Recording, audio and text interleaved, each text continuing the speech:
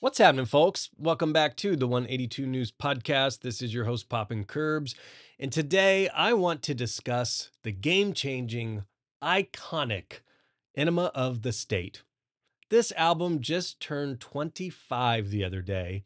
Absolutely blows my mind. I really do not feel like it's been that long, and I definitely don't feel like that Enema of the State 20th anniversary tour 5 years ago was 5 years ago. I mean, good Lord, time is just flying. I saw this album turn 25. I loved seeing everybody posting pictures of their records and giving it a good old spin that day, especially if you hadn't in some time.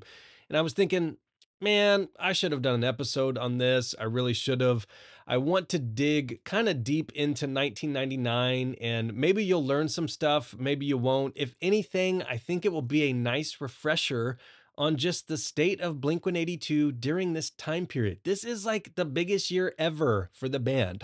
I mean, their lives changed forever. The genre changed forever. This is iconic. This is game changing, literally. I mean, I'm not saying this lightly. This album is such a big deal. And I hadn't really listened to it in full, too recently. I definitely hadn't listened to the demos in some time. So ever since its birthday a couple days ago, I was really digging into the history of this and just refreshing myself on everything that had happened prior and after, in order to really just be able to kind of talk about this and really have this conversation with you all about this album. We're going to get into really the timeline of 1999, how the band's lives were changing, how these songs were rolling out. And it's crazy how different their lives were really at the beginning of that, when you get into the end of that, and really from where Blink went after that. It's mind boggling. It's almost more than you would think three punk skateboarding kids could or should be able to take, but that was their dream. And this is it happening right in front of them. In order to properly tell the story of 1999 and Enema of the State and their rise, I feel like we need to go back just a little bit, just a year. Let's go back to 1998 because I want to help paint the picture of where the band was at that point in time. So take yourself back. This is before everybody had an iPhone. This is before you had anything to stare at in the bathroom when you were doing your thing. You really had to pick up a magazine or read a book or just stare at a wall, as crazy as that may sound. Go back to 1998. Some of you may not have even been alive. That's okay. We're going to go through this. We're going to get a little refresher. You may learn some stuff. You may not. It's all good. 1998, Dude Ranch had been out. Dude Ranch had dropped the previous summer. Blink was on MCA. This was their big jump. This is when people were calling them sellouts and all that crap. We won't go too deep into that on this episode, but Dude Ranch is out. Apple Shampoo dropped first overseas, Australia. Damn It comes out late 1997, and this is really when the band starts gaining some hardcore traction. It reminds me of my conversation with Rob Cakeley, teacher from Poway High, a couple episodes back. And I just loved his quote talking about Damn It. He said, Damn It was bigger than San Diego. You know, you think about some of their other songs they had released prior to that. Apple Shampoo, great song. Probably not like a radio, top 40 radio song.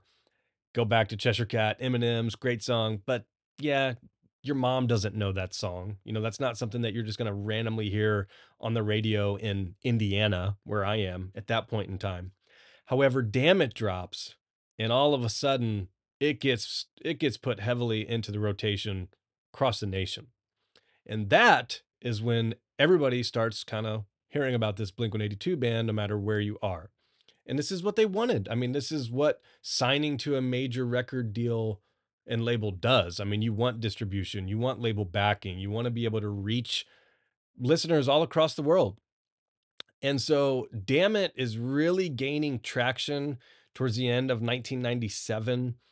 I mean, the band, as of January 1998, had sold 268,000 copies of Dude Ranch. By February, it's gold. So that's 500,000 copies. They've got a gold record.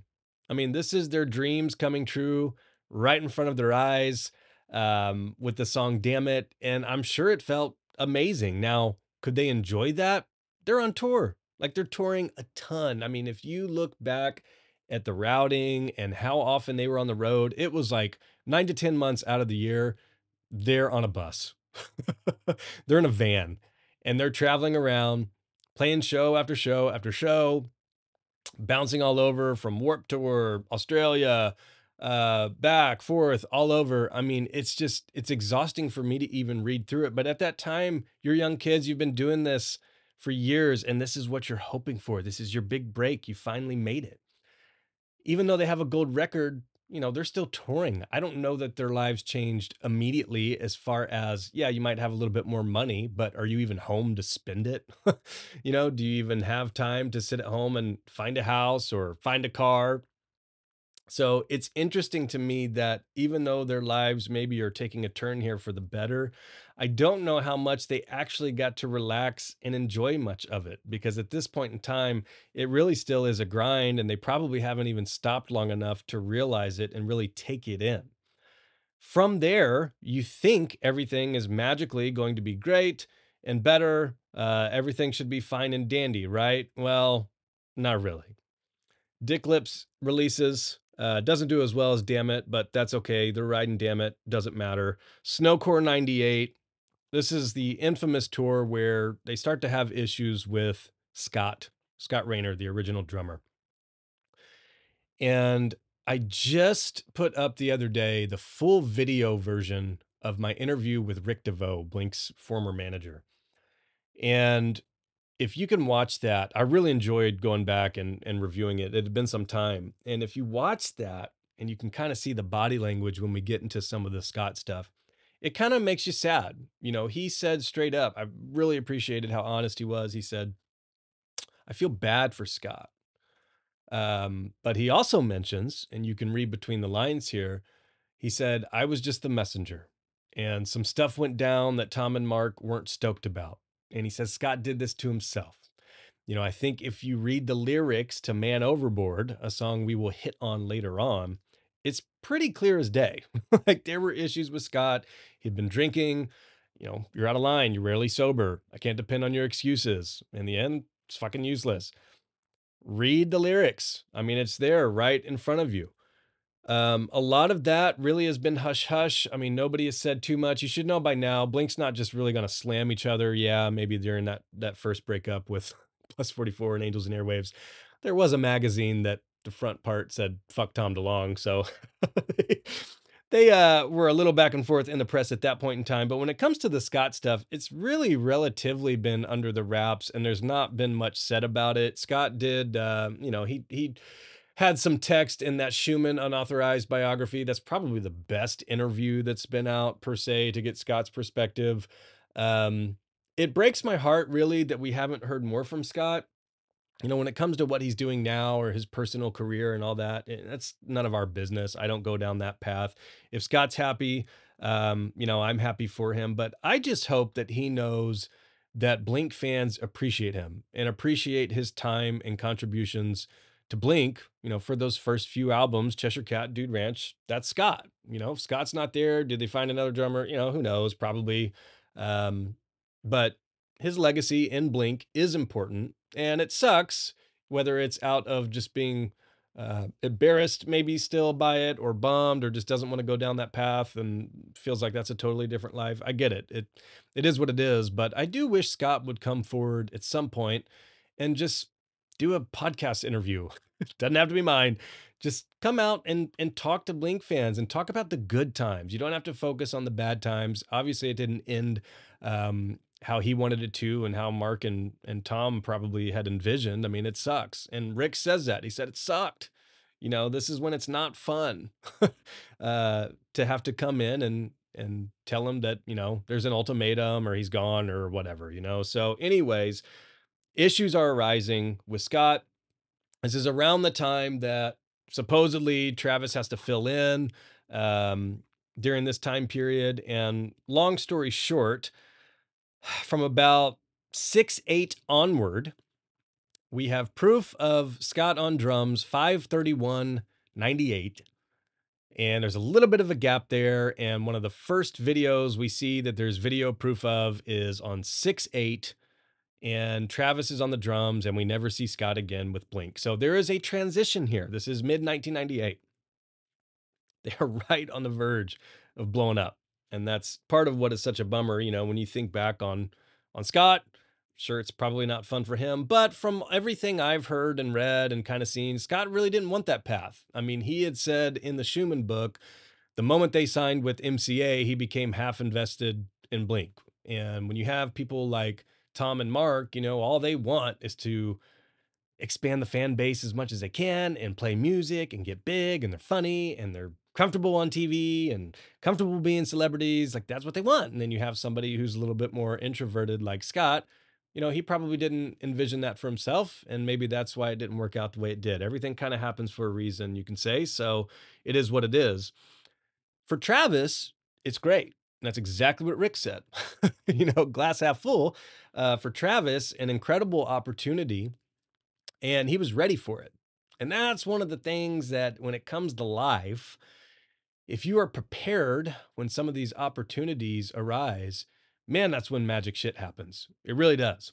And you can look back on your life and see, like, man, it just seems like the universe is aligned, and I was ready for this opportunity, and I grabbed it by the balls and went with it, and it all worked out and everything was great. And that's kind of what happens here with Travis. I mean, I feel like Travis was going to make it in some big band regardless, just based on his work ethic, just based on his love for drumming and passion for drumming, and he was not going to give up. I mean, if Blink wasn't around, I feel like Travis would have been an amazing drummer no matter what genre, no matter what band. He would still be making a living as a professional musician regardless.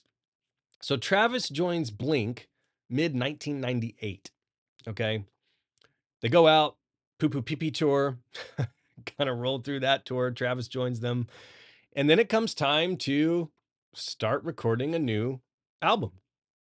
And this is where it's kind of that album cycle. You'll see this with bands. If you pay attention to when tours are announced and when albums come out, this is a pretty common kind of theme with some of these bands where it's like, you basically tour all summer, tour into September. And then when you start getting into the holidays, November, December, you take some time off. Maybe you scratch down some demos. You've been on the road for a year, 2 years, 3 years at that point, and it comes time to record the new material over the winter. And then whenever spring comes around, you hope that you have the new album ready to announce with a new tour, and you go out and do the same thing, rinse, repeat. That's the cycle. For a lot of bands, you'll see it. And so Blink was coming off of extensive touring, and it was time to get back in the studio. They were stoked, hadn't been in the studio in a couple years. And they go to DML Studios, which is where they had laid some of the groundwork for Dude Ranch. This is the same studio they revisit for Take Off Your Pants and Jacket. And there's a 2-week period where they lay down some Enema of the State demos. It was not titled Enema of the State at that time, but most of the songs, outside of a few, like Going Away to College, Adam's Song, to name a few, most of the songs were demoed in some form. And it's interesting to me, I had not listened to those in so long. Like, I remember listening to those a long time ago, and I just hadn't revisited them. They're out there. They're all over YouTube. They were out in the late 90s, when this album was being dropped or whatever. They were around back in the good old Napster days, LimeWire days, Kazaa. I think back to that time period, and it's crazy. I mean, that's how people got music. I mean, it's just a different world. If you didn't grow up back then, I mean, it really felt like a different world as I sit here and reflect back on that time period. Especially when it comes to, like, I wasn't 18, so I couldn't walk into a CD store. You had to go to like Best Buy or a Circuit City, or we had a store called Disc Jockey. I think that became an FYE. You would go in there. I wasn't 18. I couldn't buy Parental Advisory CD. That's how ancient this stuff feels. um, so they go in there, they record the demos, and as I was listening to these demos, I was taken aback. There was just a couple things that popped in my head. One is even stripped down, bare bones, kind of all over the place. They are such great songs. And I am such a firm believer in if you strip down a good song, even to just you and one acoustic, a good song is a good song. Once you hit the studio, once you get with the producer, once you get with the right folks from a production standpoint, they will elevate you, but the bare bones they have to be there. And as I was listening to these, I was just smiling. And it's nice sometimes to just hear like raw demos or a band just jamming. And you love kind of hearing some of the minor tweaks here and there. And it really reminded me, before all of the layering and the mixing and getting, tons of different stuff thrown on there at its bare bone root, these are still just catchy, awesome songs. But they have that raw feel to it in the demo form. And as I was listening to the way that Tom and Mark were bouncing off of each other, I was really just honing in on what's like a single guitar and the bass. And it's like, man, they are just perfect for each other. They really are. Like the way that they kind of blend, it's crazy. Like Tom is playing something and Mark's playing something totally different, but it's just perfect the way that it sounds. And it's just that essence that, that raw kind of old school essence of just Blink, which is Tom and Mark, that I was just smiling listening to these demos. The other part that I thought about that is it really reminded me of just what great producers do. They take those bare bones ideas, the bare bones raw structures of the songs, and they elevate you to the next level. And that is what Jerry Finn did on these songs beautifully. So if you're a producer or if you're looking into, going down this as a career path, mixing, engineering, whatever, you have to be able to listen to a song in demo form like this and turn it into something that, you would hear on a radio or Apple Music or Spotify or whatever. It's got to be that high quality. And to hear and know what Jerry had ended up doing to these songs, it was just really cool to hear these in such an early form. Highly encourage you all to go out and listen to these if it had been some time, because it was fun just to revisit them. But yeah, to kind of see what Jerry ended up doing with these and some of just the minor tweaks, on What's My Age Again, it's like, okay, we're going to need a different tone for the guitar. This is cool, but we need a different tone. You work with the band, you come up with the tone. This bridge is great. It needs shortened a little bit. We need a little bit better outro. Play that intro again. I don't really like how you're singing this. Let's do it this way. Like that's the stuff that a good producer will be able to do for a band. And I just think that's so fascinating. Like it's got to be so rad for folks who are that good at what they do and put in the time and know the tricks that are needed. Hey, we need a keyboard here. It'll make it sound fuller. This is what we need. We're going to double the guitars over here. Use this guitar for the cleans. It's fascinating to me that studio life and the folks that are that involved in a day-to-day career capacity as far as creating music. It's got to be one of the raddest jobs ever.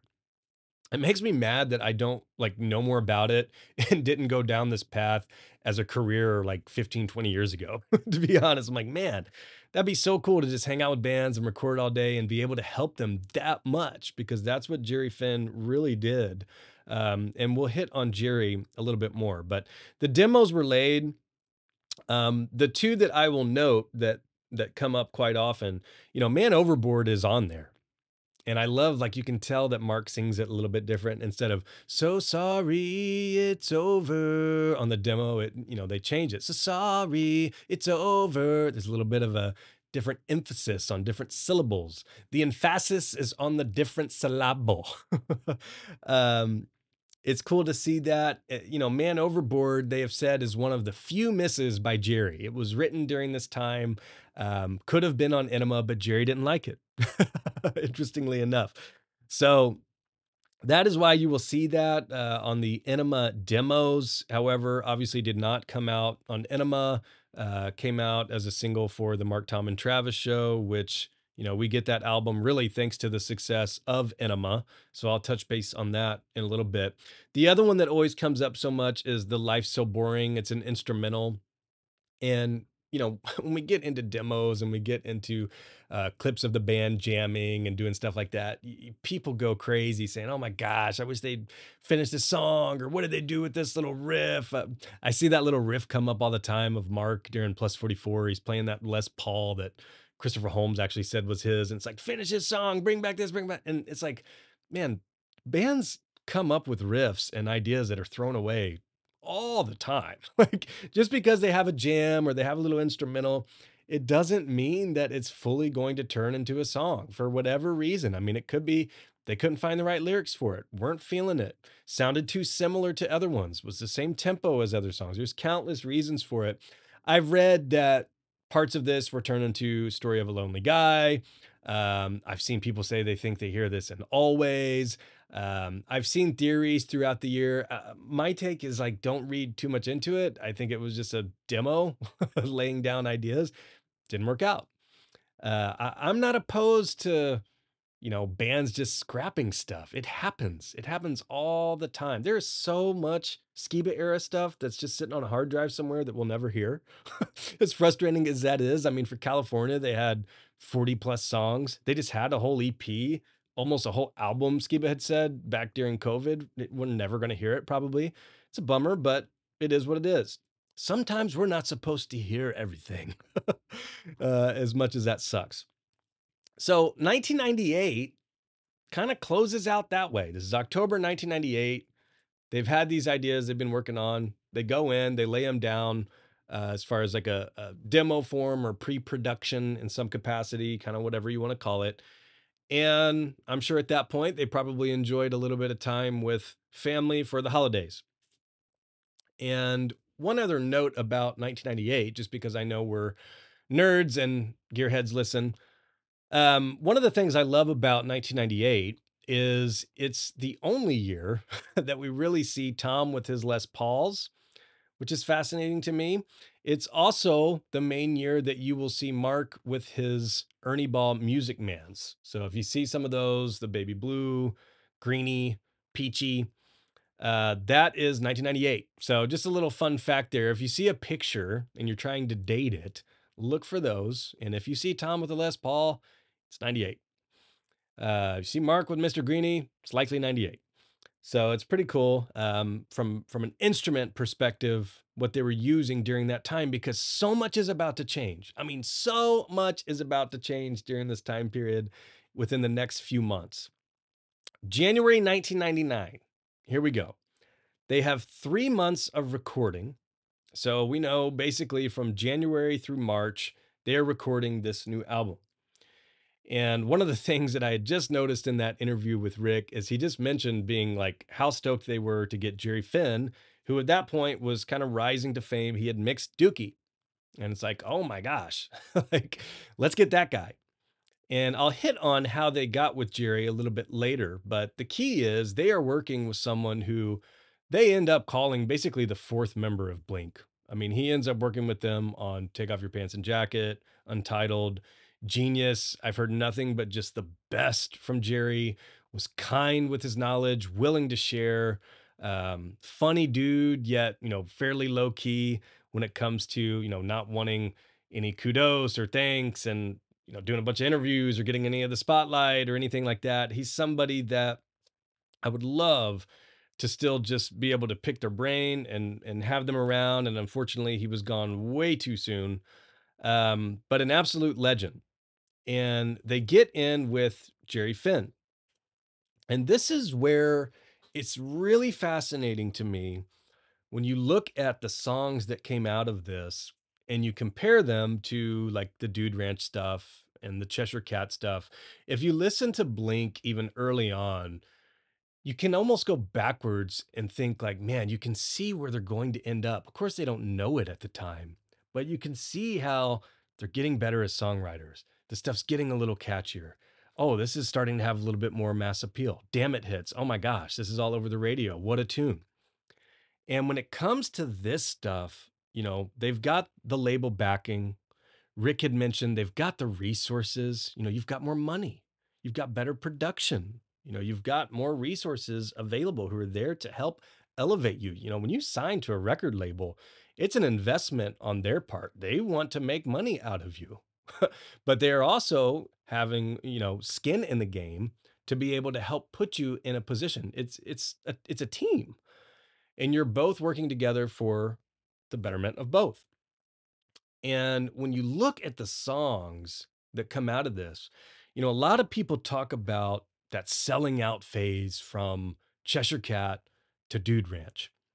And even though, yeah, they had signed to MCA, which, if people want to call them sellouts, to me, it was a very real thing, but it's so lame. I mean, Mark had said they were traveling on tour and people were literally telling them, we can't find your CD. Like they needed better distribution. You want people to be able to find your album and get your music. They signed to MCA. They come out with Dude Ranch. Even Rick had said, "Yeah, Dude Ranch was great, but it was Cheshire Cat 2.0." And when you listen to Dude Ranch, again, you can tell it's a little bit better as far as composition, as far as production. It sounds a little bit better. I think, some of this is subjective. But I feel like it's going in that direction that we're about to see just really get captivated with Enema of the State.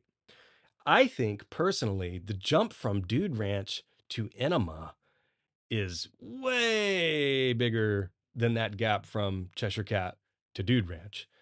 I mean, Cheshire Cat to Dude Ranch, you can definitely tell that's the same band. When you start listening to, if you compared like some of the Dude Ranch stuff to an Enema of the State, I mean, you can tell it is definitely a more radio friendly or pop or mainstream kind of mix and approach, no doubt about it.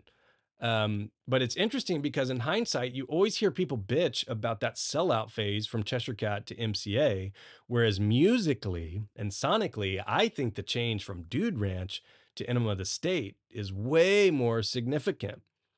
And depending on which side you fall on, either a good thing or it may be kind of bittersweet if you miss the raw skate punk of the Cheshire Cat and Dude Ranch days. Now, on the flip side, from a band's perspective, they're about to blow up. Their lives are about to change forever. And it is thanks to these songs that Jerry Finn is working on with the band. So they have 3 months of recording, straight from the liner notes. I mean, this stuff is recorded at Signature Sound, Mad Hatter, Big Fish, Conway, Bomb Factory, and Studio West.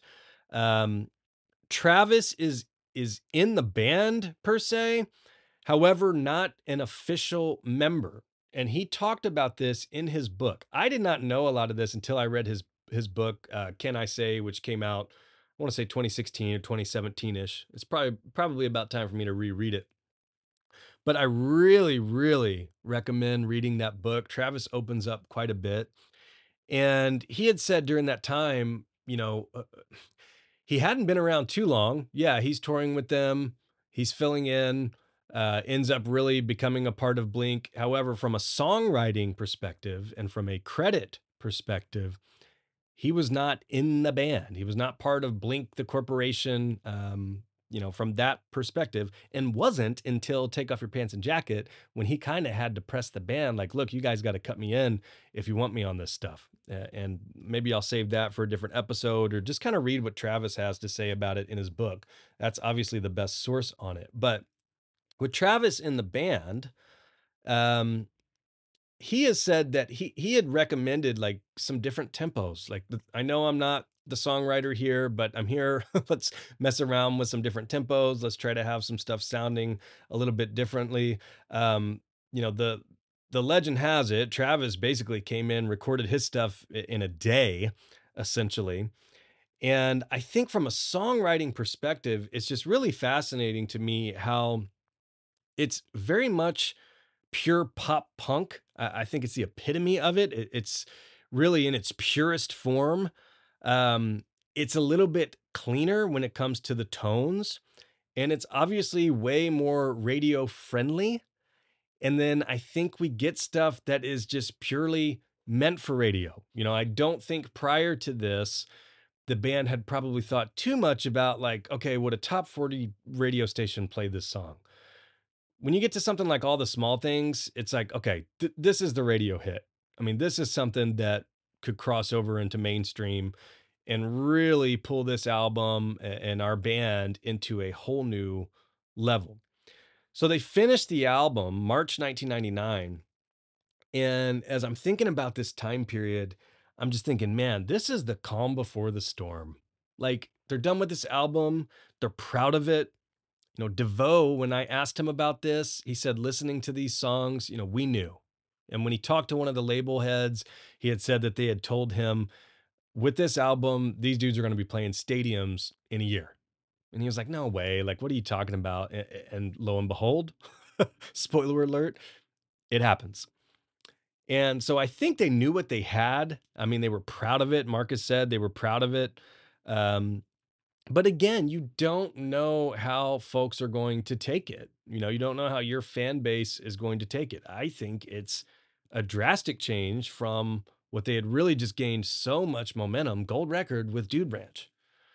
So I'd be curious to hear, like, did they think they were going to let any fans down with some of the more alternative or mainstream approach to it, or some of the different, tones or layout of the songs? But I would bet at the time they were just stoked to make the best album they could with the best resources they had available. Um, but to me, from a songwriting perspective, there's slower tempos there. There's not as much of like that Tom. It's not shredding. It's like noodling. And there's some, of course, starting off the album, Dumpweed. It's here and there, but it's not throughout the entire songs. I feel like the songs breathe a little bit more. A lot of it has a lot more kind of just chords going around as opposed to Tom noodling, running through scales. Um, and I think this is where they really, really honed in on what Tom describes as nursery rhymes on meth. He's also said nursery rhymes on steroids, but they were getting more pop into the pop punk. If you listen to some of the older stuff, you would probably say, okay, this leans more punk than pop. If you listen to some of the stuff on Enema of the State, you're going to say, okay, that definitely leans more towards the pop side. Now, is it full pop? No. Otherwise, it'd just be called pop. Is it full punk? No. That it's that fine middle ground. And that's where this album really is a masterpiece. When it comes to this time period, I've been reflecting on, where I was in my life and how I became a Blink fan and what was going through my mind during this time period.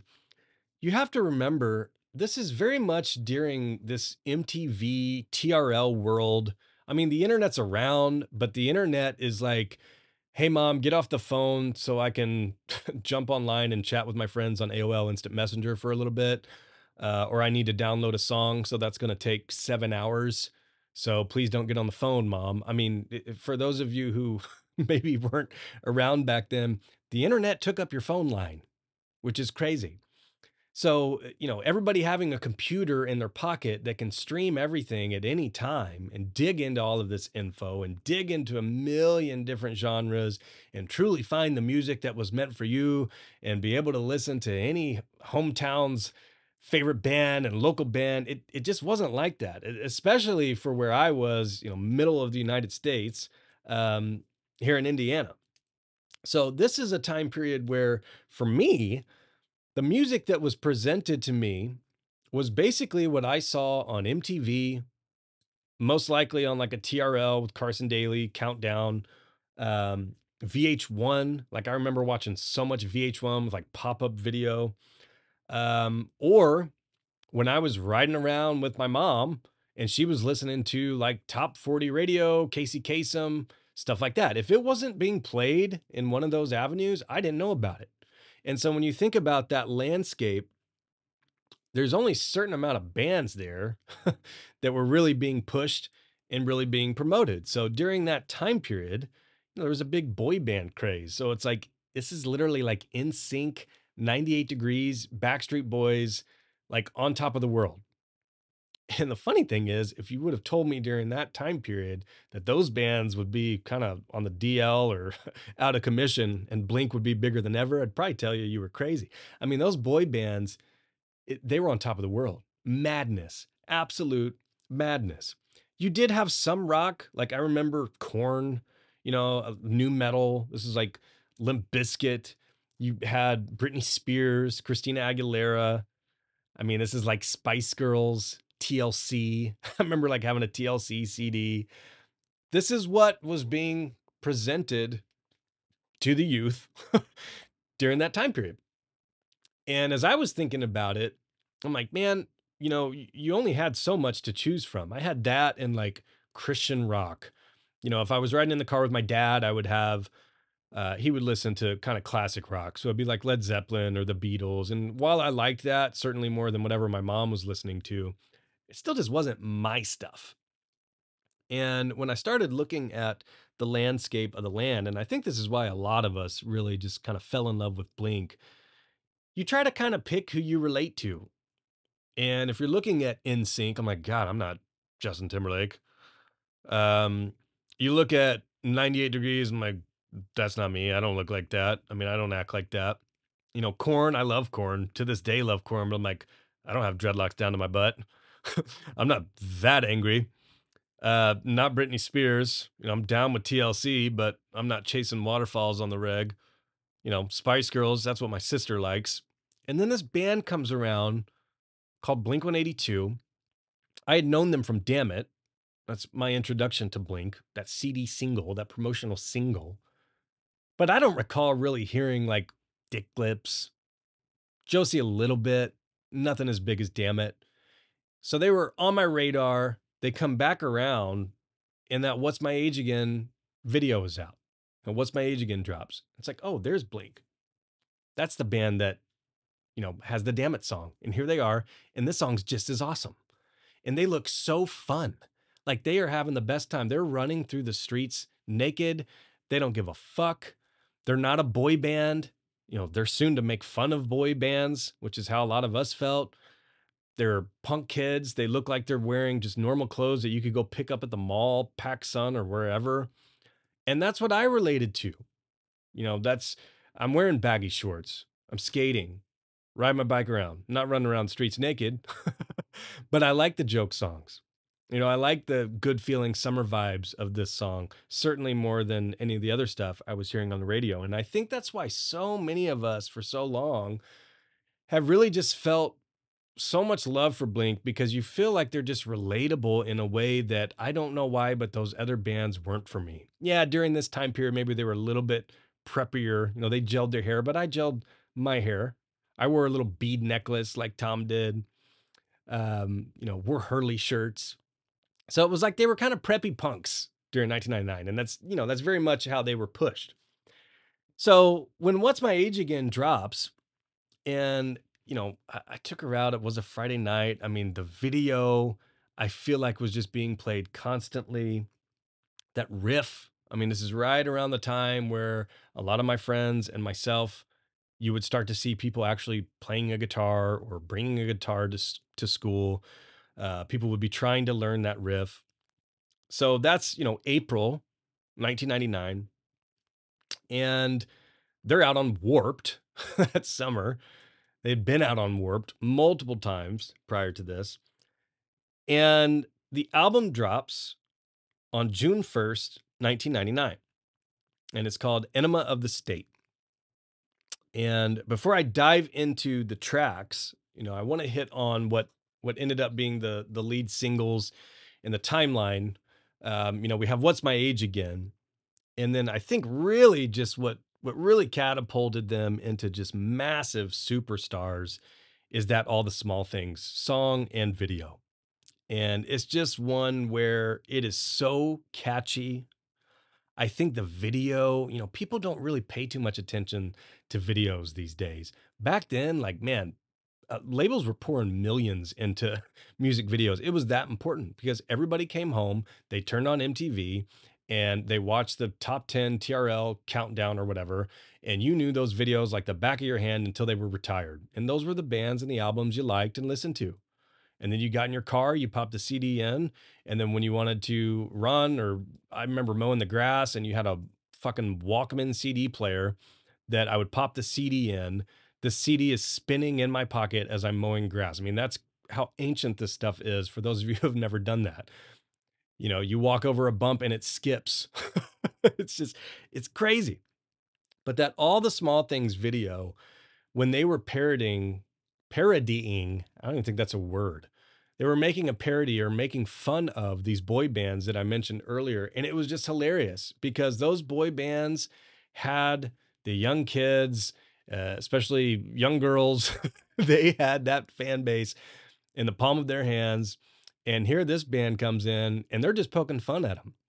And this is right during the time where Eminem was doing the same shit. That's why I'm such a big Blink and Eminem fan. Like they were just poking fun at what was mainstream from the mainstream, which is kind of fascinating to begin with. But during that video, they're making fun of 98 Degrees. They're making fun of Backstreet Boys, NSYNC. And this is where, I mean, their celebrity status just absolutely explodes. And this is where they go from a skate punk band from California that skaters know, that Warped Tour folks know, that you might know Damn It from, may have heard the new song, What's My Age Again. This is where they go from that to your mom knows about them. Your sister knows about them. Your aunt knows the na na na part. I mean, it is like a light switch of, oh my gosh, this song is absolutely huge and it has major, major crossover appeal. What's My Age Again had that, but this is the one for me where it's like this song turned them into a band that like has a pencil pouch for middle schoolers. Like you can get a folder at the store that has Blink 182 on it. A lot of this had to do with their image at the time. They were kind of being presented as a boy band in some sense. I mean, even overseas, like there were some places that I think thought this video was serious. It's like a boy band, which is hilarious. But this is where it came from, like, okay, this isn't just a skate punk band. This is like there's going to be 12, 14, 16-year-old girls screaming their heads off for these heartthrobs known as Blink 182. And they hit at the perfect time. I mean, they're three good-looking dudes, three different unique personalities, so funny. Travis, a little bit edgier with the tattoos. I was always kind of drawn to Travis when it came to some of his style and especially with the hip hop elements a little bit later on. Um, but they're on top of the world. And this is where it's just crazy to me how much their lives changed really from this album being completed in March to, these first two songs and the album dropping. I mean, it's just absolutely unreal. The other part that I think about when I think about all the small things is this one's written by Tom. He had said that they had needed that kind of that radio friendly song, but prior to that, really most of their big songs and most of my favorite songs were Mark. Mark had Eminem's. Mark had Wasting Time. Mark had Damn It. Mark had Apple Shampoo. Um, Josie. I mean, the list goes on and on and on. Like it almost seemed like Mark was kind of the dominant songwriter. Yeah, they always shared and they each brought their own. But when it came to some of their bigger songs, they seemed to be the Mark ones. This, with all the small things, like this is the Tom one. And to me, this is where Tom kind of really made his statement as a songwriter. Um, say what you want about it these days, but this is a big, big song. So all the small things comes along, and it's one of those things that these days, yeah, a lot of us have probably heard it so much that you could probably get by without hearing it again. But man, this song just really catapulted them to a whole new level, changed the game. And I'll hit on it a little bit later, but man, this song's still just as relevant today as it was back then. The third single, now this gets into the next year a little bit, but Adam's song. And I remember, this is a darker song, being lonely on tour. The video for this is iconic. I mean, that is one of my favorite Blink videos. If you go and watch it, mostly because of the history that's on the wall behind them. You'll even see some old Blink stickers, some super OG Blink stickers where they had added 182 to for the video, just so they didn't get in trouble. Obviously, they changed their name. You should know that by now if you listen to this podcast for sure. Um, but I remember Adam's song, like, man, I tell the story sometimes where I was riding around in a van, my mom's minivan. I didn't have my license yet. And this song came on. Now, this is another one that had mainstream appeal, crossover appeal, and even though the subject matter is pretty dark, um, it was a very popular song. And I remember listening to these lyrics vividly, and I don't remember shit from my childhood. Um, I remember vividly looking over at my mom, and my mom was crying. And you think about that, please tell mom this is not her fault. And it sounds like it's a song about somebody who's, thinking they're better off not here. Now it ends up being a little bit more positive, ending on a you can get through this type of note. But yeah, that's a vivid memory of mine. And one of the things as I was laying these out and thinking about these is those three right there. It just shows immense versatility. You go from What's My Age Again, quick banger, very fun pop punk. Then you've got the crazy big, more alternative, more pop, all the small things, slower tempo, really chord based, pretty simple, all things considered. And then you get into a song like Adam's song, deeper, so heavy. I mean, as heavy as it gets. And I think the versatility there between the three is part of just what I love so much about Blink. I mean, this is a band that for years can literally sing a song about fucking a dog in the ass. And then the next song sing something like this where you're, in tears or you have goosebumps. And that's just something that I love so much about Blink. Um, because they can do that. Not a lot of bands can do that. You listen to some of those bands, especially back then, they kind of stay in the same lane. And right off the bat here, even though sonically they're still in that same kind of universe, I mean, it all fits perfectly on this album. However, it's very, very different. All three of these, all three of the song meanings. Um, it's just crazy. And, they did the same thing on Take Off Your Pants and Jacket, when I think about it. You have Rock Show, that's kinda like What's My Age Again? Kinda have First Date, that's kind of a more commercial mass appeal, like in all the small things, and then you have like a Stay Together for the Kids, which is crazy serious, just like Adam's song, and can kinda put you in those same vibes. So, I thought that was really cool, just to reflect on that because it's still true to this day. I mean, even on the last album, it's extremely versatile, it's all over the place, but it's all still very much Blink at its root. Getting into the tracks, because like I said, I hadn't listened to this album in full in some time. I've really been trying to stay in the present with some of this music and getting caught up on stuff I haven't been listening to in so long. But I wanted to kind of jot down some of my notes as I listened to this in full.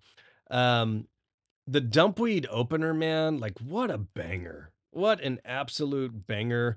According to Tom, this is their best opener. That might be a cool episode for me to either poll or just kind of think about is what is their best opener? Blink is known for these. They have amazing, amazing opening tracks. Very important for an album to grab you immediately and not let go of you. And that's what this album does perfectly. I hate albums that just start with like 30-second dead air or 2 minutes of build up. I hate that. This is your intro, especially in today's world where everybody is like so short minded and like has the smallest attention span ever. I'm like, I don't have 40 seconds for you to give me this artsy intro. Hit me with it. Like, let's go. What are we getting into here? But it's also a singles world. People don't really make full art albums like they used to. I don't feel, at least it's rare. So, Dumpweed kicks off. I mean, it hooks you right away. Um, One of the things that I'll note here because it's kind of built in lore, but supposedly I have not heard Voyeur version 3, but there are three different versions of Voyeur. Two are out there. Of course, one's on the album, one is on um I believe it was the Buddha sampler cassette. You can hear the second version of it.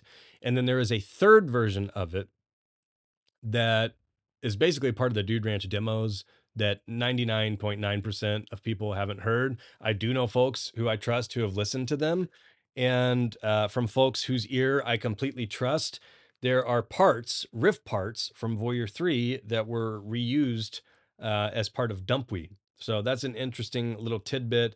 Maybe someday we'll get those, or maybe someday I'll fully hear that and be able to confirm. But that's kind of a fun little fact there on that. The way that that kind of goes straight into Don't Leave Me, like you're hooked right away. and immediately it keeps it going. Like it keeps the party going. You go straight into Don't Leave Me and da-da-da-dun. I mean, it's just this album, I tell you, absolute masterpiece.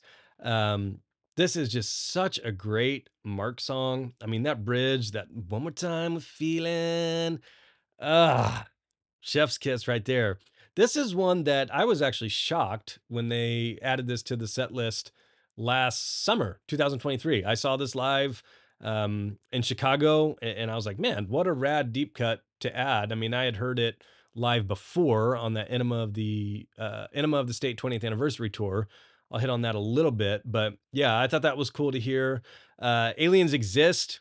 I mean, if you would have told me in 1999 that that dude singing right there is going to bring about disclosure in some fashion and have his little company logo on CNN about bringing forth tic tac videos of UFOs and just this obsession, and he's going to have books. And I mean, Tom is still just as obsessed with these UFOs. He's probably more, but he was obsessed with it back then. And it was even before that. Like, this is something that Tom had been dabbing into a ton during that time.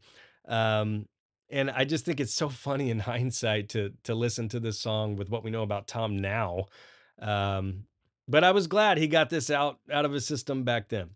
The way that that transitions into going away to college, man, so rad. That's one of my takeaways from this album, especially when you listen to it front to back, is the way that these songs just go straight into the next from a production standpoint.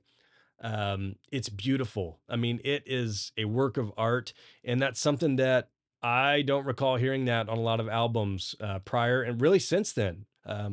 It's just a nice little trick there to keep the album flowing, and it just grasps you and does not let go. Going away to college. This is one of the last songs that was written for the album. There was not the demo version of this and those set of demos. This was inspired by the movie Can't Hardly Wait. Legend has it, Mark was reflecting on basically high school kids who were in love, and they graduate and they have to go away to college, and that can make or break it. So I always love that line, like, if young love is just a game, then I must have missed the kickoff. I remember going through breakups and kind of reading through those lyrics and just being a little sad little man at the time. But I love that song. I think that's a very underrated song. You get into What's My Age Again. I think a lot of folks probably know that the working title, original title for this was Peter Pan Complex, which I think is pretty perfect. um, Essentially, that is basically like the theory of never growing up, um, being socially immature, at least less than your actual age. Obviously, it ties into the What's My Age Again theme of the song. The problem there is when you get into Peter Pan and you get into the legality of being able to use that and your record label, you run into that. It's like you'd rather just not risk it as far as like a lawsuit goes or a cease and desist. They had been through that with the Blink name in and of itself. So sometimes when it comes to stuff like that, you're better off just playing it safe. So they came up with What's My Age Again, switched the name to that. Um, the riff from that, Mark was trying to learn the song Jar or JR from Green Day, and he was butchering it and came up with what became the intro to What's My Age Again. So that's a nice little fun fact there. I remember hearing Mark talk about that on, I think, Twitch not too long ago. Well, it probably was 3, 4 years ago, which I swear these past 5 years just flying. What's My Age Again to me? I love this song to this day. This is one that just will never, ever, ever get old to me. There are songs that definitely do, like All the Small Things gets old to me. I Miss You gets old to me.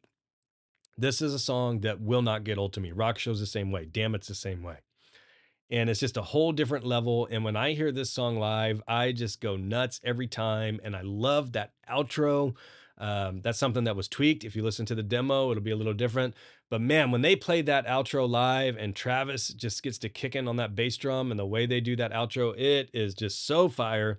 I cannot wait to hear this song live again here in a month or two. We shall see. Dysentery Gary, That's a gnarly little riff. So when it comes to kind of the riffage or people playing guitar at that time, this is one that was always fun to try and nail. Um, the, instead of "Where's my dog," if you listen to the demo, you'll get a "Fuck a dog," which they ended up turning that into a full blown song. I love the bridge there. The ease away the problems and the pain. I just love that. It's so good. I mean, this is just such a classic Blink example, prime example of just firing on all cylinders. Mark and Tom, it's just perfect. It's perfect. You get into Adam's song. I hit on this a little bit earlier, obviously being the third single, but Mark had came in. This was not on the demo list either, as far as what they had done in October of '98. And Mark had brought that in, and he was kind of worried that it was a little bit too heavy, maybe too depressing compared to the batch of songs. But the other dudes liked it; they went for it. Um, the song is sad, man. It's like you think about. I mentioned it earlier, like they're on the road all the time, and you're 9 months away from home, and that's something that, from a band's perspective, you think growing up, and if you have dreams about being a rock star or celebrity or whatever, and you think it's just going to be so amazing, and then you realize, man, it is such a grind, and you were gone all the time. And Mark had mentioned, when they would get home from a tour, Tom would have a girlfriend, Scott would have a girlfriend, or Travis, I think, even may have had his first wife at that point, and he was just alone. And you get off from tour and you're used to being on a stage with screaming fans and people trying to get to you and love you, and you're the coolest dude ever. And then you get home and it's just you and your room, and that's it. And you hear performing artists talk about that a lot. I mean, it's why, especially actors or wrestlers or whoever, man, you get home by yourself and you don't have that roar of the crowd, you don't have that adrenaline running. It can be a weird space, and people find different ways to kind of drown that out. So when you read these lyrics, it's really sad. But I also think that it ends up on a high note with there being hope in these scenarios. There's a lot of information and theories throughout the years on what, like, the Adam song is. A lot of people are saying like it was a fan who killed himself named Adam and all this, all that. I mean, from what I've always read and heard, it was based on a sketch on a show called Mr. Show, and there's a sketch on there about a band, Titanica, who is assisting a fan called Adam in some way. Um, Look up that sketch. I'll let you do that. Some of the stuff may not get by these days, but during that time period, um, had some humor to it. Actually, if you look it up, you'll notice Bob Odenkirk from Better Call Saul, which is crazy. Adam's song, to me, it's always held just such a special place in my heart. I just listened to it earlier today on my AirPods, and I almost teared up just listening to it. You just get into the feelings of that song, and then just seeing it live the past few years with what Mark went through with his cancer. And I talked about this. I think it was the last show I saw him in Nashville. They played it live, and Mark had said that this song had saved his life. And that's something that I had never really heard him disclose or talk about that sincerely. And to have him talk about that and then play that song right in front of you, it's truly a special moment. This song was retired after DJ AM's death. So if you don't know who DJ AM with, amazing DJ. He is one of the folks that was on the plane crash with Travis. Travis used to do some sort of little, like, it was a hip hop slash DJ slash drumming concert in some capacity. They have mixtapes out there, really rad shit. Like, I was super into that during that time period. Travis would go out with DJ AM. DJ AM would play songs, and Travis would drum over it, and it was just sick. Um, you should know about, obviously, Travis's plane crash. DJ AM was the other survivor. Tragically passed away a couple years later after that, which is crazy. And since then, for a few years there, several years there, it was just too difficult for them to play. They retired it, understandably so. And it made its return in 2018 at the Vegas residency. And that's something that I went to. Them bringing that song back was something that really was a deciding factor for me. I'm like, man, I'm not going to miss having a chance to hear this song live, especially in a smaller venue. Like, man, we flew out there. It was amazing. Little did I know the next summer they were going to play the entire album front to back, and it would be played at every single show. um, but needless to say, glad it made its return. I know at the end of the last tour they had swapped that out for some sort of other song, and I know the fan base overseas, a lot of them had begged and wanted to hear that. There was even a point during one of the concerts where I think Tom was having a guitar issue or mic issue or something, in-ear monitor issue, and Mark, hearing the fan base chanting for it and how much they want it, played parts of it really just kind of by himself on a bass, which was really a special moment. So that's one that, gosh, if you get a chance to hear that live, you won't forget it. Then the way that that transitions into all the small things right there, pay attention to that. If you listen to this album in full, it's perfect. And the way that this is sequenced is just amazing, because that is kind of a low moment. And then it just really kind of dips you down a little bit and instantly brings you right back up, goes straight into all the small things. And that's a song that, gosh, you just can't help but tap your foot, smile, sing along. People are still doing it to this day. um, as I mentioned earlier, this is just the classic example of a nursery rhyme on steroids. It's just so catchy. Tom had said he felt that it needed just one more basic, catchy song. Um, per the mix notes, we knew that this song was originally titled Baby Cake's Butter Muffin. It's kind of funny. Like, if you read the notes, it actually says the song Baby Cake's Butter Muffin is now renamed All the Small Things, which just kind of cracks you up. This is one of the last recorded songs. This is not on the demo list. Um, and I think, again, like, this just brings in so many new listeners. This is just so much radio play, mass appeal, mainstream.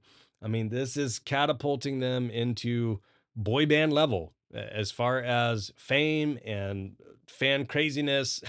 um, it's crazy. And, you think about that, and you think about some of the photo shoots they're doing at that time. Again, they're being sort of presented borderline boy bandish.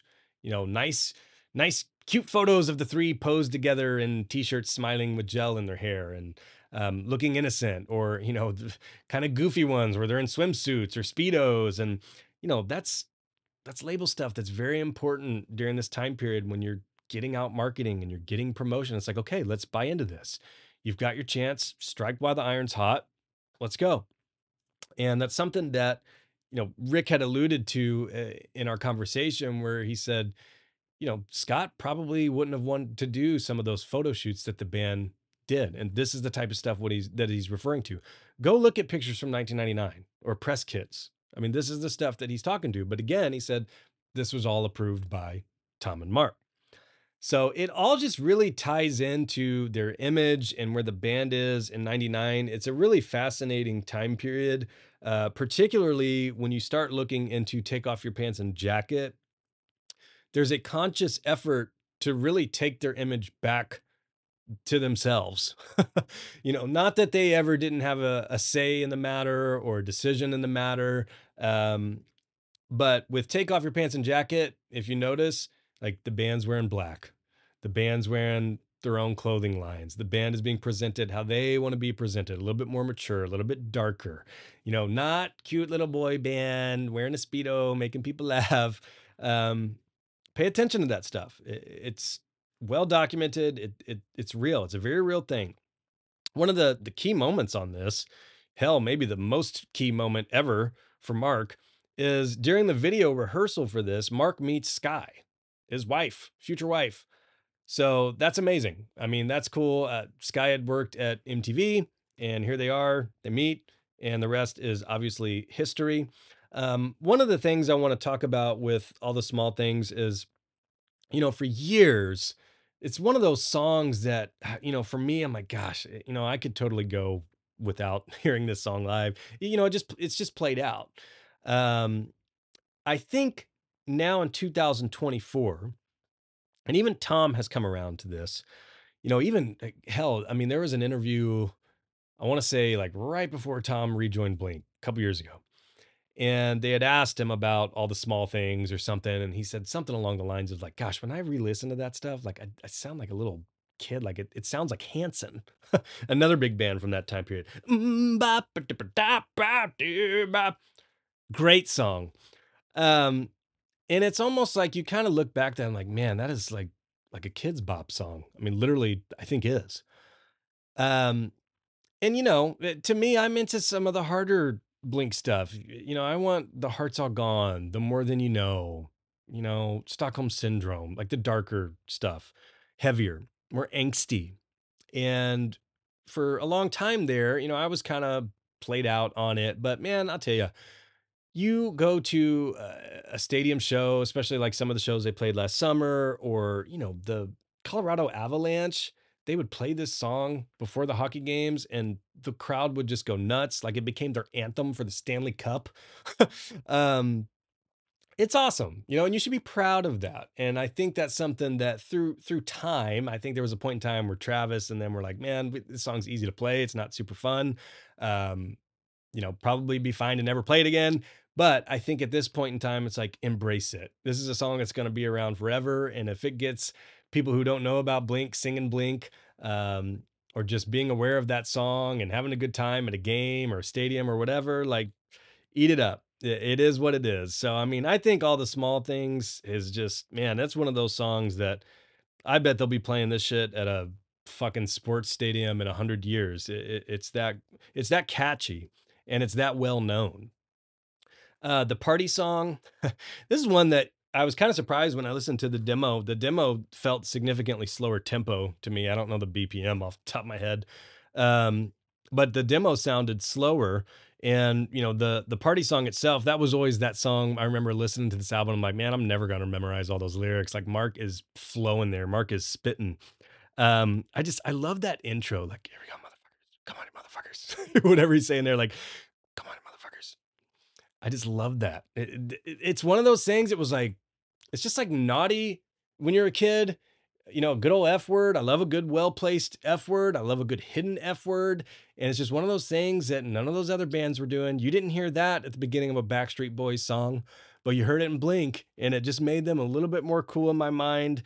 Um, and I dig that song. That's one that when they had played that live on that tour, that was a real treat. They kind of had to go back and forth with Skiba to give Mark a chance to get some air in between it, but they pulled it off, and it was really rad. Mutt. Mutt is a very important song for a couple reasons. So Mutt was originally recorded with Scott. Okay.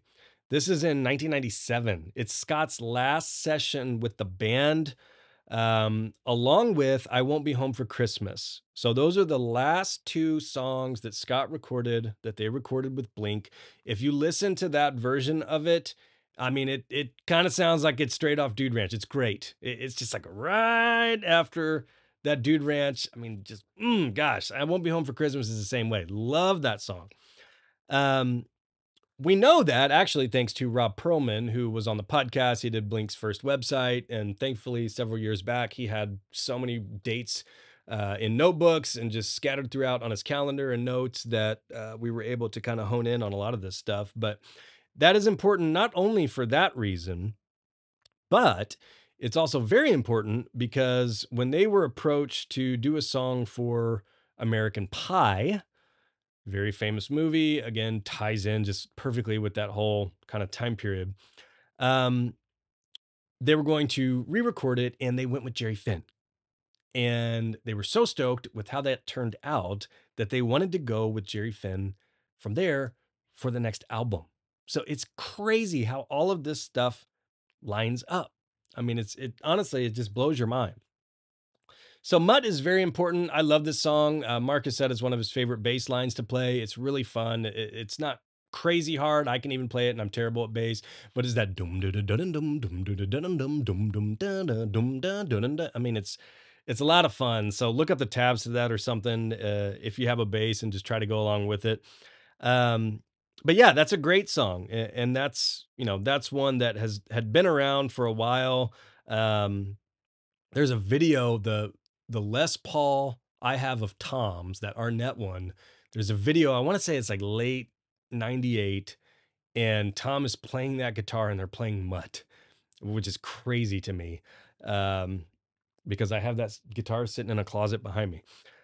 Windy Clear. I love this song. I think this is a really underrated deep cut. They had played this, I want to say 16-ish. They played it in the Skiba era. Um, the legend has it there was a girl that Mark liked at the label, would have been MCA. You're not supposed to date amongst coworkers per se. So that's kind of where it's like wishing it didn't have to be so bad. I'd play with fire to break the ice. Not supposed to do that. Um, there is the demo version of that. But yeah, I like this song. Windy is supposedly the boat that Mark had. It was named Windy. I think this is an incredibly underrated song for sure. And that's one of the takeaways on this album is like the B side. It's not even B. It's like the A minus side. I mean, these songs are just so good. And then to end on Anthem, um, I always love that line, "Good things come to those who wait, 'cause she laid me." I mean, that was like the anthem for a kid at that time, for young men at that time. Just wait. Just good things come to those who wait. Um, I love that line, like, "How's Chris marked with lipstick?" Kind of a funny random story, and I had forgotten about this until I was putting together notes for this. I remember during this time period, the love of my life had left me for a upperclassman named Chris who had a car, and he had a Firebird. I remember it was so cool, and I couldn't even drive yet, and I was just so bummed. Um, I'll tell you, freshman boys get rocked because the freshman girls come in and they instantly look for the dudes, upperclassmen who can drive. And it's like, you want to date a loser freshman who can't drive, doesn't have his license yet, or do you want to drive, or you want to roll with an upperclassman who can drive you to all the games and the football games and whatever you need to do? And I just remember being so bummed about that. But I remember on my little AIM away message, when I found out about that, I put, "How's Chris marked with lipstick?" And there was a little double meaning behind that. Not only was it a Blink lyric, but I was like, man, this sucks. Everything sucks. And you end on that. And man, I tell you, I've been listening to that Neck Deep album a lot, which is a short album, 10 songs, boom. It does not let you go. And to listen to this one in full, it had been a little bit. This song just grasps you that same way. I mean, I'm glad it's just the 12 tracks. It does not let you loose. This is an album that to this day, if you're with a group of friends and you pop this on, you spin this vinyl, everybody knows this album front to back. I swear to God. It's like of all the Blink albums, I can't do that with Nine. I can't do that with Neighborhoods. I can't just jump in and throw on Cheshire Cat at a random party or random friend gathering with more or less casual Blink fans.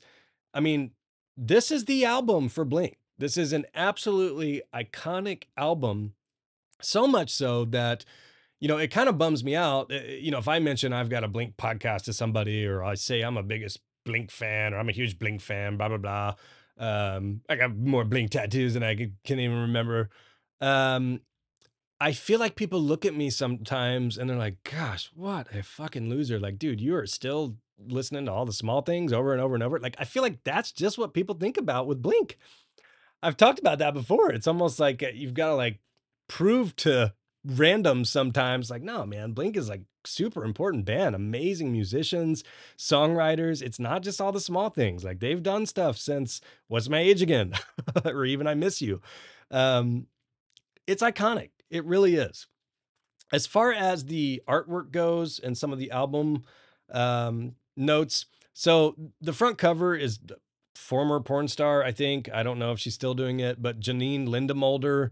I see people sometimes they'll have her sign the Enema cover, and I'm like, I don't know about that. I'm an autograph collector. I don't know that I need a porno artist autograph it. Maybe some skill set there that some may applaud. Maybe I don't know, but yeah, I think whenever she does appearances and such, I think Blink fans may still come around and get a poster signed or something. Tad odd, but is what it is. I actually one of the first interviews I did for the podcast was with the photographer who shot those photos, shot the front photo, the inside photos, within the insert, and that's David Goldman, the photographer. I actually need to revisit that conversation. I should have done that prior to this, but I remember that being a rad conversation and him opening up about it. He didn't know the band. He more or less got booked to show up and take some pictures. The band had selected, they had I think a widespread selection of models or whoever to use. And they were like, boom, that's the one. That's what they went with. Even when David was photographing that, which was March-ish of 99, the album was still supposed to be called Turn Your Head and Cough. And that's kind of why the lady is putting on her glove and getting ready to check you out. If you don't know, turn your head and cough, especially if you're a female. I don't know if they do that. I don't know if gynos say that, but for men or boys, whenever you're getting ready to get checked out down there, the doctor would say, turn your head and cough. And that's what you did. I mean, my doctor does that to this day. I don't know what they're checking for down there. I just know it doesn't take too long and hopefully everything's all good. Um, the name Enema of the State, I think it was in Urethra Chronicles, but there's a clip. It's out there where Tom literally comes up with the name on the spot, and he's saying something along the lines of like, "I model enemas." It's just Tom being Tom, just talking to a camera. "I model enemas, enema bags, and that's why we're naming the album Enema of the State." And he turns around, and he's like, "Where's Mark? We're gonna name it. We should name it Enema of the State." And boom, it's like, bam, that's it. That's it right there. From a collector's standpoint, one of the things that I think is really cool is the different versions of this album. And it initially came out, if you pay attention to the nurse's shirt or whatever, the Blink logo on her chest, the first versions of it had a capital B. So if you look at Blink, the B is capitalized. And if you had a CD or a cassette from that time period, that's how you know that that's the first version. That was corrected in a second version into a lowercase b. And that's something that to this day, if I go to like a used CD shop or vinyl shop and I see CDs laying around, I will always go look at the B's and I will always go just out of curiosity, see what they got there. And if I see a capital B, I smile a little bit because I know that's the first one. The band had it changed. If you notice, Blink is typically should be always lowercase. And of course, if it's the first letter in a sentence, they'll use a capital B. I've asked Mark about this, and I said, "What's with the lowercase b?" And he said, "I don't know. I think that was me." So Mark, to this day, when he says Blink or types Blink, it's always lowercase. Um, this is something that I didn't know too much about that lore until 7 or 8 years ago or something, and I started implementing it. I'm like, it's lowercase. You're a fake fan if you're using a capital B. I don't think Tom cares that much. Tom will do a capital B. I don't think Travis cares too much, and Travis wasn't there when they were just Blink. But if you talk to Mark or see Mark type it, it will be lowercase Blink. Very, very important. And then the Red Cross came along. The front cover will have a red cross on her hat, those first two, but the Red Cross came along. I mean, this album's blown up. It's big. It's starting to get quite a bit of visibility. American Cross pressured them into removing that red cross from her hat. So the three kind of most common versions you'll see of this are Red Cross, capital B. That's the first one. Red Cross, lowercase b, that's the second one. And then the third will have a lowercase b and that red cross completely removed. To this day, if you see it on vinyl or new cassettes or new CDs or cassettes or whatever, that's what it's going to look like. So fun little fact there. I know a lot of folks listening collect and probably know that, but if not, maybe you learned that. And maybe if you see an Enema CD in the wild or cassette, you will see whether or not it's the first or second edition based off of that capital B. The cover itself, I mean, I think it was like top 20 all time in the top 100 Billboard covers. I believe I talked with David about that and just how cool that had to be for him. You see that picture everywhere.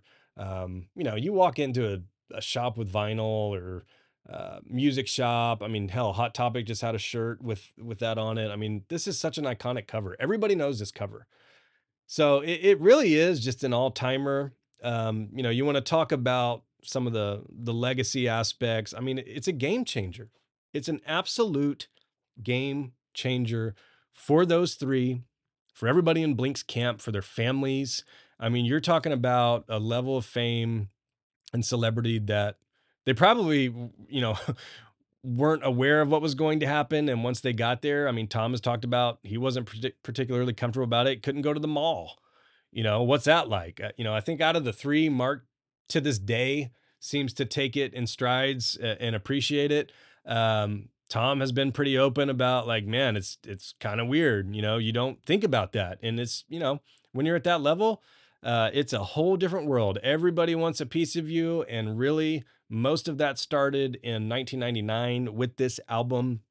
I think when it comes to pop punk, to me, like this is just absolute pop punk perfection. It's good summer mood vibes. It's fun. It's catchy. Yeah, you have Adam's song, which is heavier, but all of the other stuff on there is primarily just like good old fashioned fun pop punk.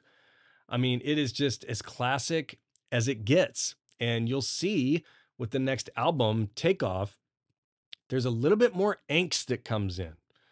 Enema is still like missed out on the girl, I'm a loser, got the girlfriend. Why doesn't this work out? You're still kind of singing about that.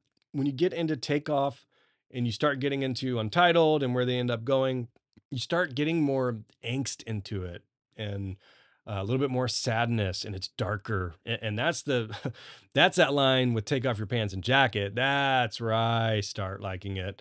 And where I think it's just the perfect blend of still the pop punk, still the catchiness, still the fun, chunky riffs, good times, but then you start to get that angst in there. We really started seeing that with that Boxcar album, and then it kind of starts blending into Untitled, where you start getting real experimental. But I think Take Off Your Pants and Jacket is really just that perfect blend of it. But when it comes to pure pop punk, this is the album. Because I think with Takeoff, you start kind of getting from pop punk into more of like hints of emo. And then you get to Untitled, almost full blown emo. Um, but as far as Enema goes, I mean, I don't feel any emo in it. I don't feel really any angst in it. Um, it just kind of stays in that pop punk lane. This is something that during that time period, man, like bands were just coming out left and right. I mean, to this day, people are still trying to imitate this sound. It's like often imitated, never duplicated or never replicated, however the saying goes. You see these bands and from a mile away, it's like you're trying to rip off Blink and it's not sincere and it's not authentic. It's not you. But during that time period, pop punk's huge. We do have bands that I still listen to and love to this day. I mean, this is where they set the tone for like a Newfound Glory to come up. You started seeing like Simple Plan. You started seeing Sum 41. I mean, this is when those bands in that time period, the labels are throwing out money. Who's the next Blink 182? We need more of this pop punk, good summer sound. Because everybody's eating it up. I mean, the album, 15 million albums sold worldwide, absurd. I mean, this is really where they are superstars. I mean, this is where they are going from, yeah, some people in the skate scene know them, you know them from Warped, to you can get a pencil pouch that looks like them, that has their face on it, that has their photo shoot on it. I mean, you can get a lunchbox. I mean, not long after this, it's crazy. It really is. I still think to this day, even listening to it this morning, it's timeless, which is so important. I mean, I think if this came out today, right now, I would still love it as much as I did in 1999. It still feels fresh. It still feels progressive. Some of it, like, there's so much layering in the songs these days. There's so much stuff going on. To me, it sounded a little bit barer than I've been used to on what I've been listening to recently, or, some of the last albums. Not to say that's a bad thing or a good thing. It's just an observation. It probably is. I mean, I'm sure it is less layers. There's probably less going on, but I still think it sounds as great as ever. And it's truly timeless. Like, I think if you hand this album to somebody in 25 years, it's still going to hold up. I mean, it has for a quarter of a century now. What's another quarter of a century? Um, After this, they're exploding. This is where they do get into those arenas and stadiums that executive promised Rick when he heard these for the first time. They go out, they go on the Loser Kids tour.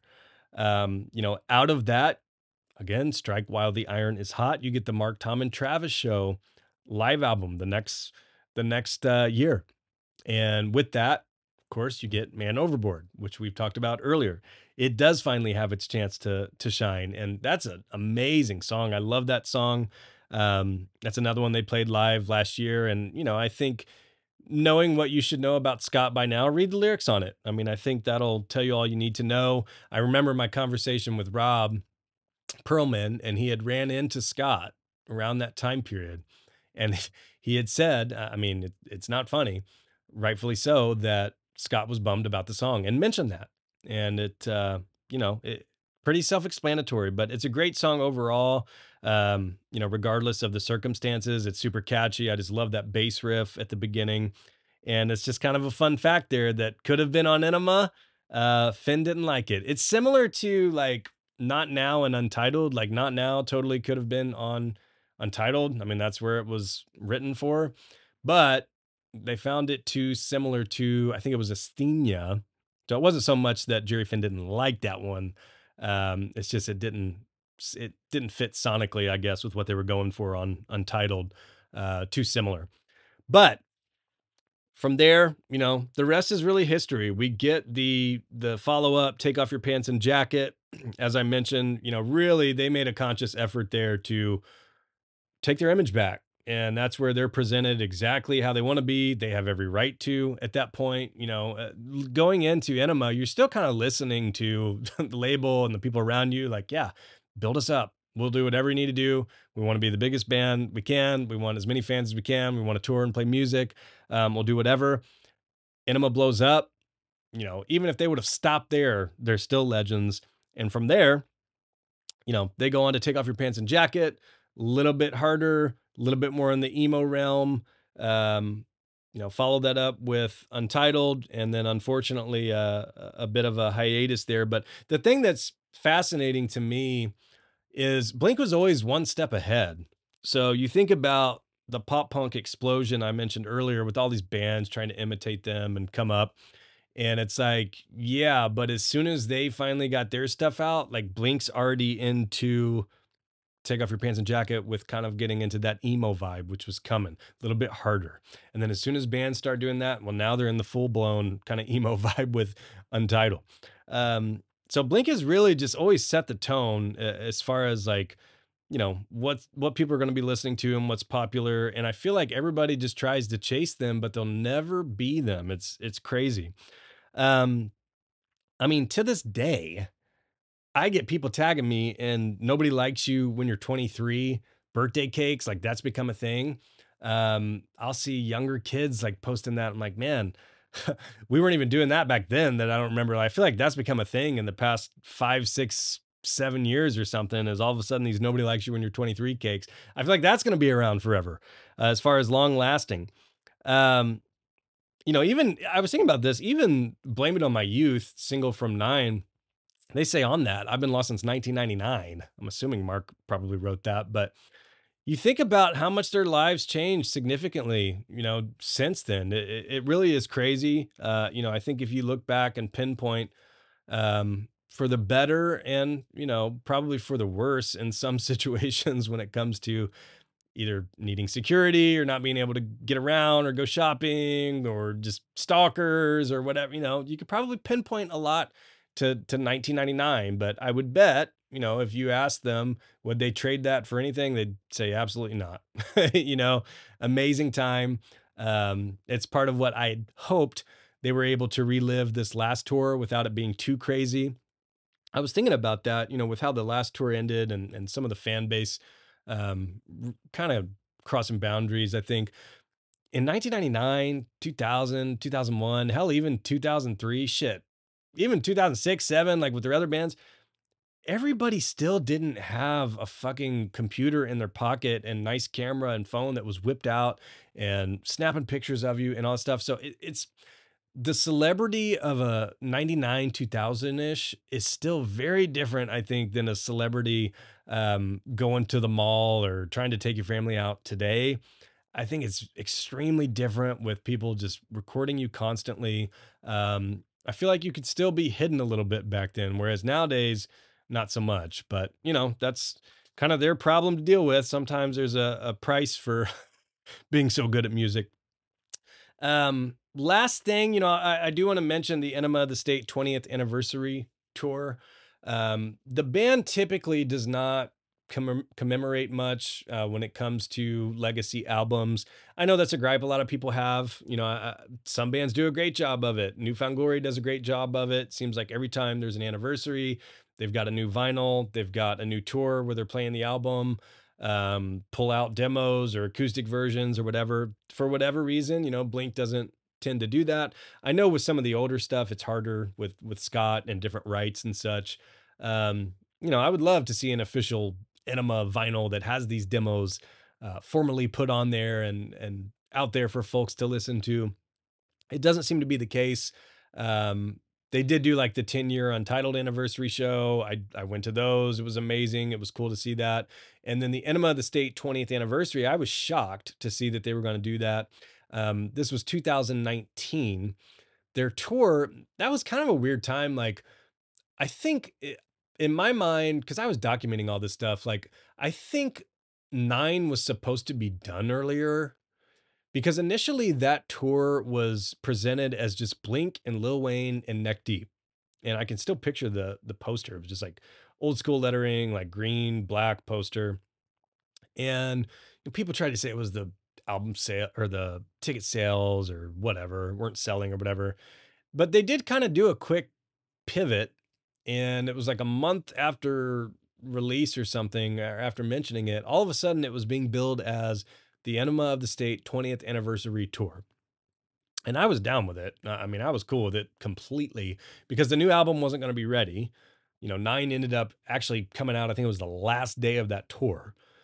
Um, and I had just seen them quite a bit the previous year and actually the previous year before that and the year before that. So, instead of getting a greatest hits set list per se, like hearing that they're going to do Enema of the State front to back is amazing. They had never done that.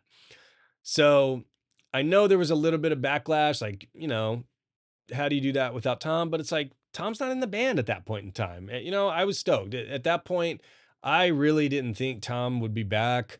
If he did, I thought it would be years and years. I thought it'd be later on down the road. Um, of course, nobody could have predicted COVID and Mark's cancer and all of this stuff. It's crazy in hindsight how this has all worked out. But the Enema of the State 20th anniversary shows were awesome, I thought. I mean, I went to, I think, 3 of them. Um, there were sound checks, there were meet and greets. I look back so fondly to that time period. I was thinking the other day, I looked on my phone just to go through some pictures and kind of remind myself of what had happened at those shows. And I stumbled across a video I took of sound check, and Mark, of all things, is just plucking Man Overboard. I posted it on the pod Instagram, and he's playing Petey, which is one of the bass guitars he tracked Enema of the State with. So Mark, being the big Blink fan he is, 20th anniversary of Enema of the State. And what does he do? He pulls out Petey out of storage to commemorate it, brings it out on tour. At that sound check, he actually handed it to me. I don't know why to this day. I didn't know Mark then. I suspect it was because I was wearing a Simple Creature shirt. So he's probably like, there's a Stan who doesn't seem too crazy. Here, hold this. But it was an honor. I held that bass. That's something that I didn't hit on earlier and probably should have. But when it comes to what they tracked Enema of the State with, Mark had started out using Mr. Greeny, Mr. Green, whatever you want to call it, the green Ernie Ball Music Man bass. About halfway through the recording, Jerry Finn and him went to a guitar center nearby, grabbed Petey Fender bass off the wall, and they loved it so much they recorded it with that. There is still inconsistencies on what was recorded with which bass.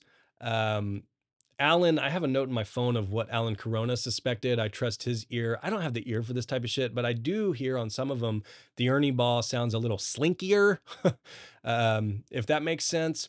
But those were the two that Mark had tracked with. And then from Tom's perspective, this is what's still crazy to this day.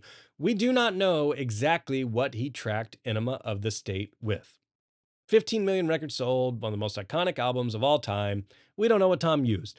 Mark had found some pictures from the studio, and in one of those, Tom was playing a Telecaster. We suspect it was just one of Jerry's. Jerry was a gearhead, had tons of gear. So during that time period, they just trusted whatever Jerry wanted them to use.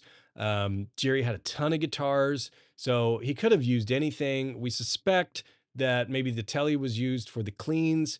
We suspect that the Les Pauls that he was playing with throughout 1998, that one of those or some of those were used for Enema, particularly on the distorted parts.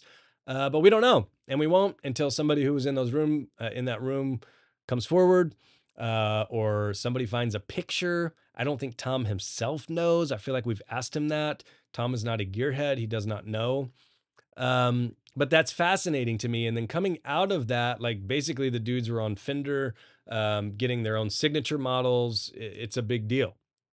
But it's crazy to me that we do not know that. And that's part of why I'm not playing the Les Paul that I have of Tom's. I'm not changing the strings. I'm not doing any of that because it truly may have last been touched either during the Enema demos, which is highly likely, or tracking Enema of the State.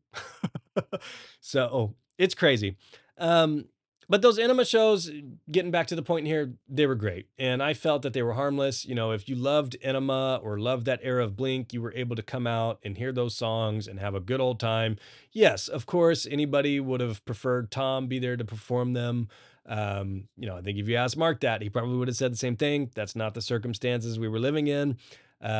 So we did the best with what we could during that time, and we had a good old time. It was awesome looking back on it. I truly loved that summer. I had the best summer, getting out, seeing Blink multiple times. We didn't have the COVID restrictions. We didn't know any of that was coming. It just felt like a good little summer that I had there. So I hope you all had a chance to catch those. They were pretty special seeing that front to back. Along with just the excitement of what became Nine and a new album right around the corner. So that's all I have for today. I hope you enjoyed this episode. I think it was fun to kind of, dig deep back into 1999. I try to take us back to this time period. If you didn't learn anything net new, I hope at minimum it was just kind of a fun refresher on where we were. It's something that I think I needed as well. And, I look forward to maybe doing this on some of the other albums. So, anyways, if you enjoyed it, drop a line below, share the podcast with a friend. And as always, I appreciate your time listening to this. And I hope you have the best day in the history of the world. Talk soon.